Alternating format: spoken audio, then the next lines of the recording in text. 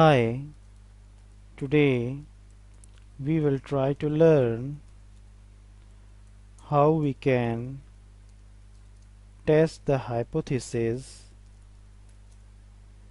for difference between two means. In SPSS we called it paired sample t-test. To test the paired sample t-test, go to Analyze, then go to Compare Means, then Paired Sample t-test. Here we have the paired variables column. Now we are just testing the one pair. We have to input variable 1 and variable 2 here.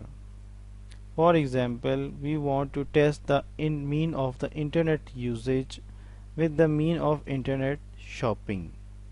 Then input internet usage variable here and internet shopping here. Then press OK. This is the results of the SPSS output. We have total 3 tables here. In first table we have the paired sample statistics. This shows the just descriptive statistics of these two variables, internet usage and internet shopping. Second, we have paired sample correlation.